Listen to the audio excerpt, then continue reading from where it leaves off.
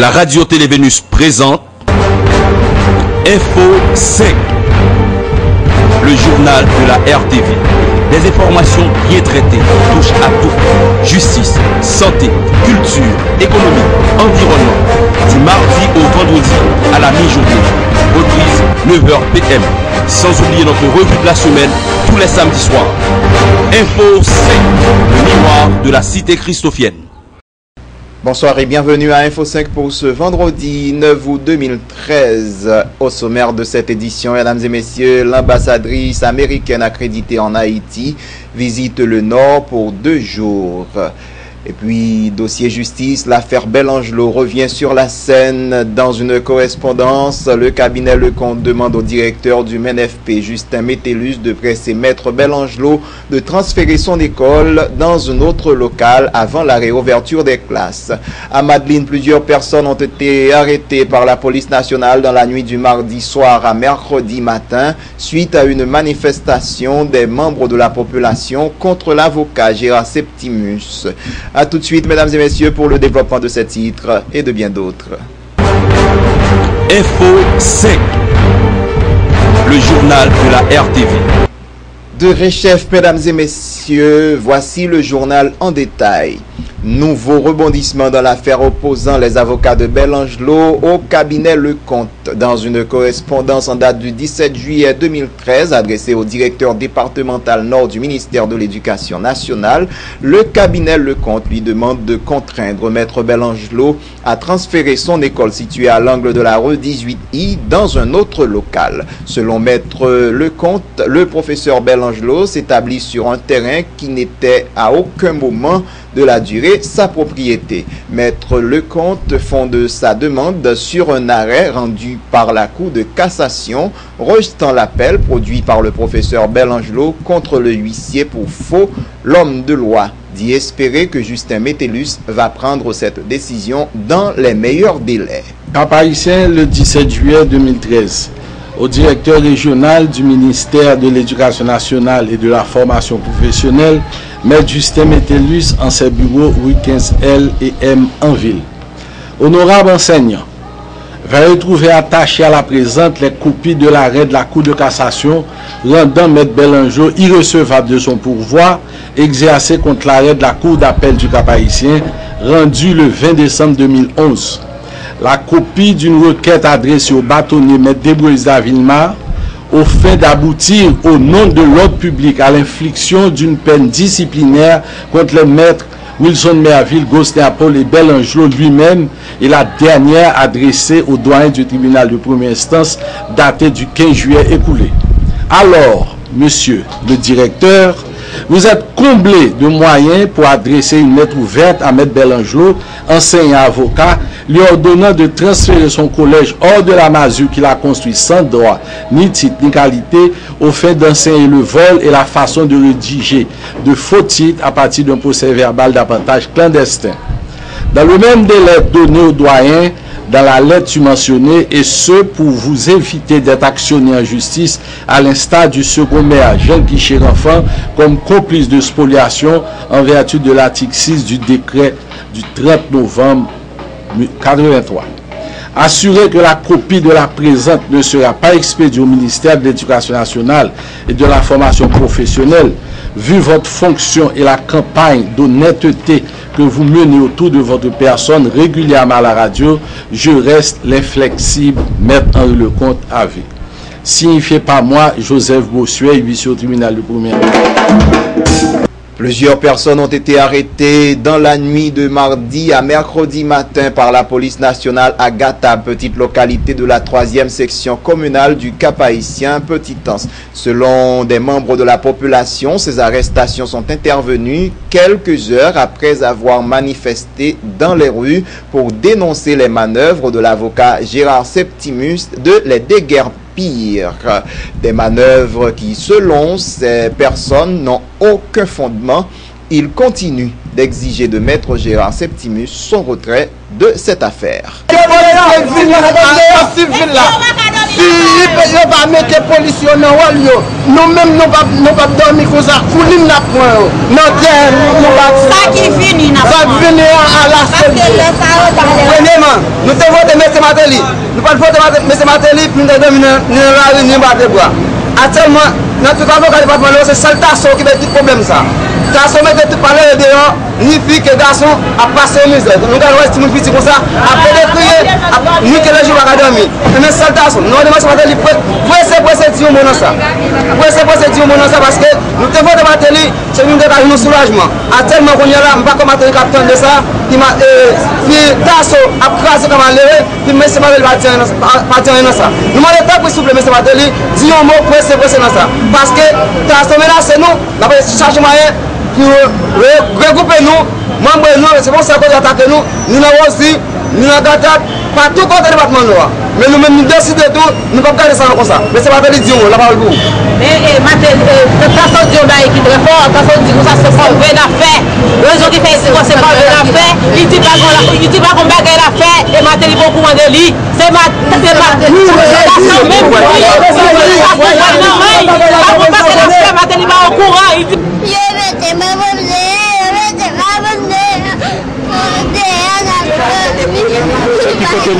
Qui côté nous était?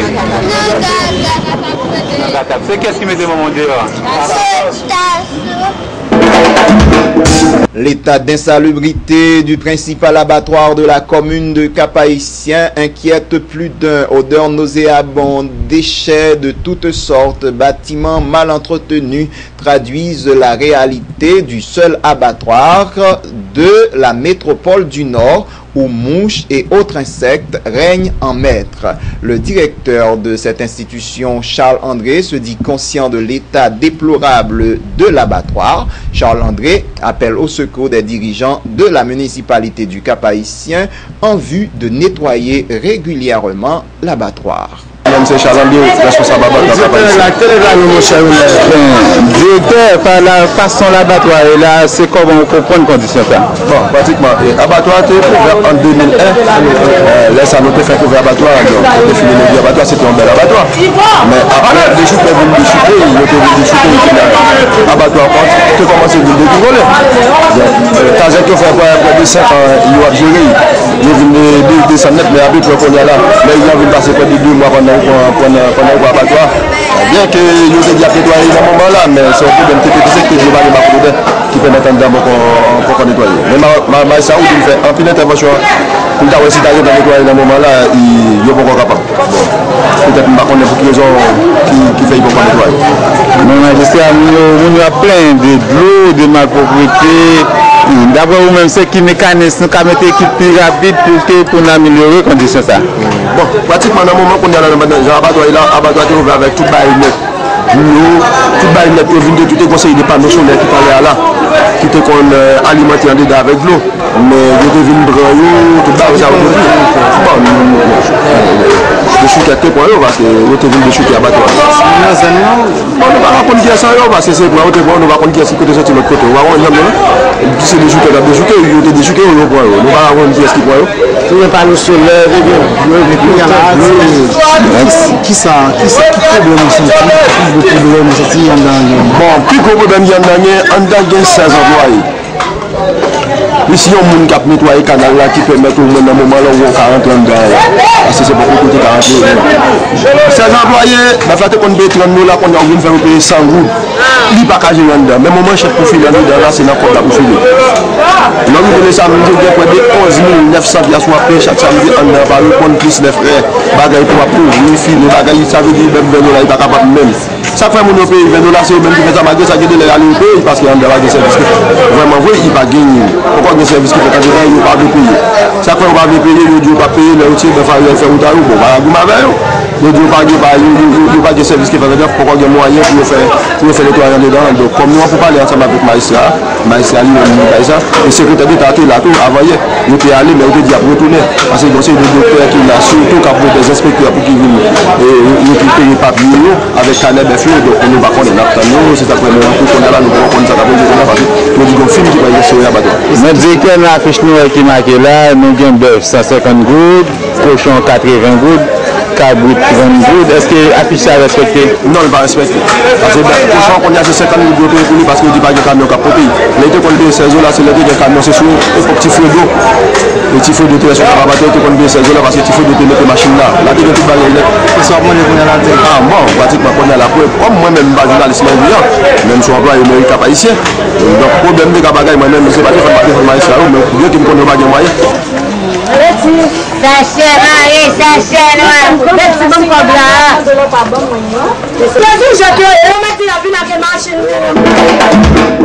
L'ambassadrice des États-Unis, Pamela Ann White, semble ignorer les accusations de divers secteurs du pays, dont des parlementaires, faisant d'elle la porte-parole du gouvernement Martelly Lamotte. Interrogée par des journalistes sur cette question, la diplomate américaine s'est montrée on ne peut plus étonnée. Elle a tenu à préciser qu'en tant qu'ambassadrice, son rôle est d'appuyer la nation haïtienne. Madame White a réaffirmé sa détermination de continuer à œuvrer en vue du maintien de la coopération entre les deux pays. Je dis tout simplement que des États-Unis, nous voulons les élections aussitôt que possible. Cette année, 2013, je répète la même chose encore. C'est pas pour moi à décider ça pour Haïti. Qui va dire quel et tel, c'est chacun a une voix, il peut dire n'importe quoi, mais la position des États-Unis est depuis les mois qu'on doit voir les élections aussitôt que possible, et si c'est possible, 2013. Si c'est possible. Moi, je crois que c'est possible. À quel niveau? À quoi? À quel niveau? Oui, au moins le Sénat. Combien de tiers? Je ne connais pas. Et financièrement, combien d'argent nous donnons à peu près 10 millions de dollars. Madame Pamela White, Haïti est un pays qui fait partie de l'Amérique et qui est au même rang que les États-Unis. Comment votre gouvernement compte aider ce pays à sortir de la misère chronique où il se trouve aujourd'hui? La crise économique. Je crois, par exemple, le Caracol va ajouter 1450 jobs entre maintenant et décembre. Et je crois que c'est ça qu'on doit faire. Au base, c'est une question d'avoir assez de jobs, de travaux, pour que le pays eux-mêmes peut grow.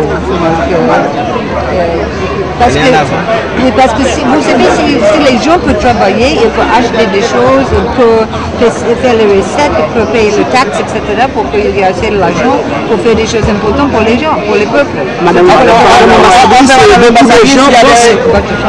l'ambassadrice, beaucoup de gens pensent qu'on est la porte-parole du gouvernement. Qu'en pensez-vous, madame? Vous sentez confortable? Qui a dit ça? Beaucoup de gens dans la vie nationale. Seulement le porte-parole des États-Unis. Bon, on voit que les États-Unis c'est le seul porte-parole que moi. Vous vous sentez confortable aujourd'hui dans le pays, madame? Confortable, oui. J'adore Haïti. J'adore Haïti. Vous savez que c'est mon deuxième fois ici. Oui. Si je n'aimais pas Haïti, moi je peux rester aux États-Unis, je peux aller encore en Afrique, mais j'aime Haïti. J'ai aimé Haïti depuis longtemps. Et je vais continuer à supporter et aimer Haïti pour le futur. L'ambassadrice américaine en Haïti, Pamela White, a procédé également à l'inauguration d'une centre socioculturel Morel-Morancy à Caracol jeudi. Les travaux de réhabilitation de ce bâtiment sont financés par l'agence américaine USAID.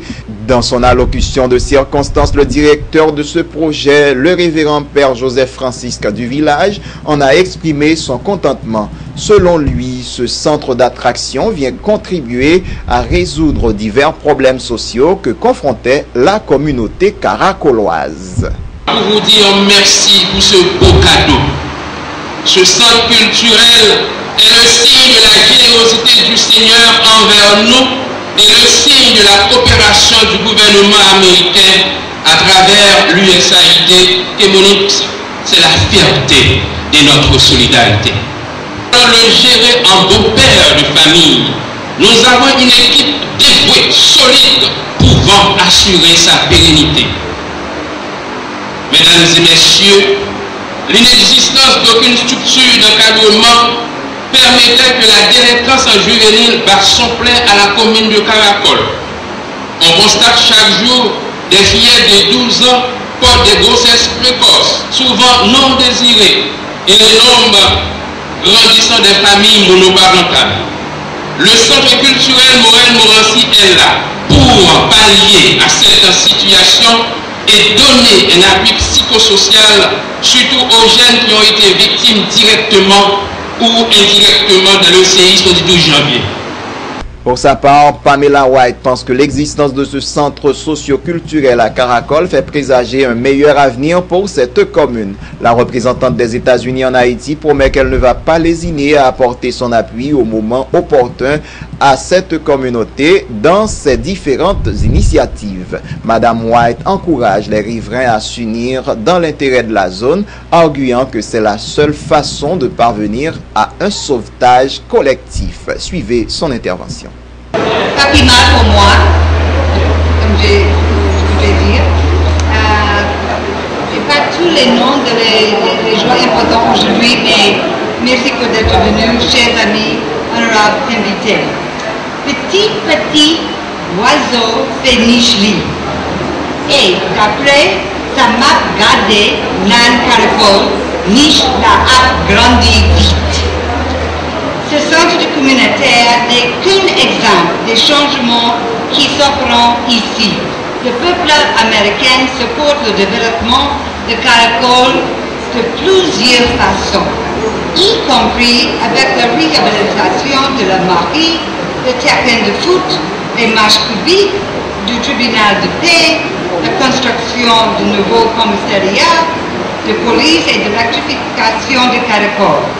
Et entre les mois d'août et le mois de décembre, c'est tellement important, entre le mois d'août et le mois de décembre, le parc industriel de Caracol va doubler sa capacité, ajoutant environ 1450 nouveaux emplois.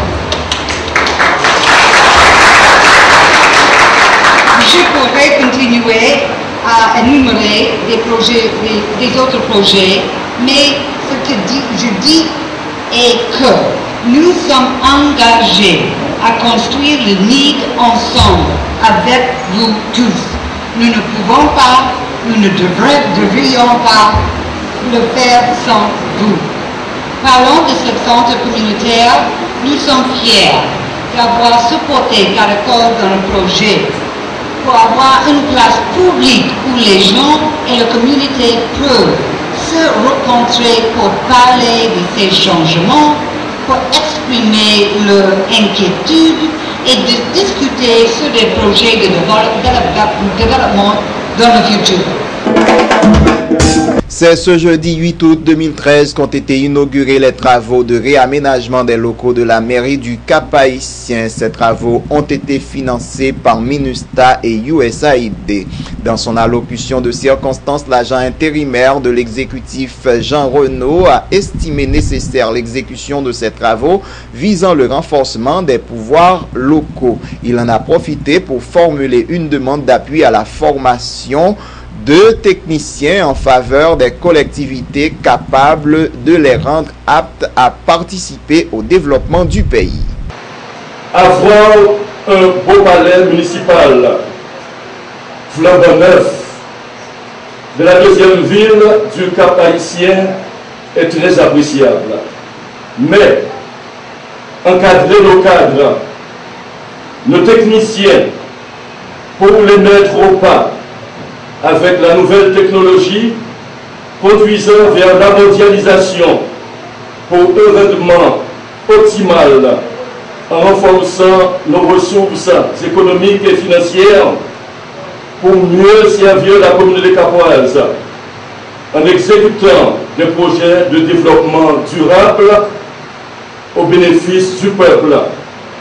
Voilà ce que se propose Local Plus, branche de l'USAID, pour mettre la mairie sur les rails de la prospérité et du progrès. Projet digne d'un grand ami d'Haïti, les États-Unis, qui ne ménage aucun sacrifice, aucune aide pour nous aider à prendre en main notre destinée de peuple libre et indépendant. De tout cœur, disons merci au gouvernement américain et au peuple américain de nous accompagner sans relâche sur la route du développement et du progrès. Le chef civil de la MINUSTA en Haïti, Sandra Honoré, a déclaré que la communauté internationale travaille de concert avec le gouvernement haïtien en vue d'améliorer les infrastructures publiques en Haïti. La représentante de Ban Ki-moon en Haïti a cité entre autres la réhabilitation de la prison civile du Cap-Haïtien, de l'hôtel de ville du Cap-Haïtien et la construction du sous-commissariat du Haut-du-Cap. D'après Sandra Honoré, la mission des Nations Unies pour la stabilisation en Haïti a dépensé au moins 700 000 $ américains en 2 ans dans l'exécution des projets à impact rapide dans divers endroits en Haïti. À travers son programme de mise en œuvre de projets à effet rapide, la MINUSTA continue d'apporter en appui aux autorités haïtiennes pour l'amélioration des infrastructures publiques, ce qui facilitera un meilleur service pour la population du Cap-Haïtien.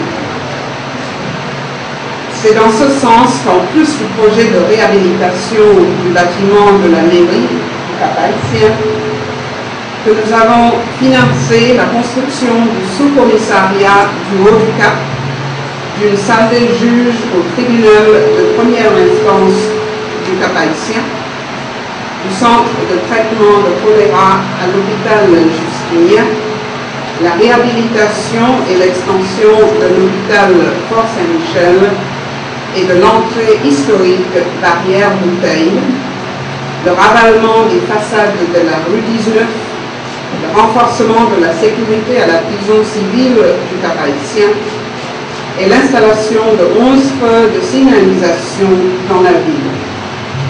Tous ces travaux ont été réalisés ces 2 dernières années dans la commune du Cap-Haïtien pour un montant proche de 700 000 $ américains. Mesdames et messieurs, en appui à la mairie du Cap-Haïtien, la MINUSTA avait compris que si rien n'était fait pour réhabiliter ce beau bâtiment de la mairie, les autorités municipales auraient du mal à fournir les services publics auxquels la population a droit et constamment besoin. La réalisation d'un tel projet permet ainsi l'amélioration des conditions de travail et par conséquent l'amélioration des services que la mairie offre à la population. Info 5, le miroir de la cité christophienne. Voilà, mesdames et messieurs, pour l'essentiel de l'actualité à Info 5. Merci de nous avoir suivis. Prochain rendez-vous mardi pour une nouvelle édition de ce journal. Info 5, le journal de la RTV. Des informations bien traitées qui touchent à tout. Justice, santé, culture, économie, sciences, environnement. Tous les lundis, mercredis et vendredis. Reprise mardi, jeudi et samedi. Info 5, le miroir de la cité christophienne.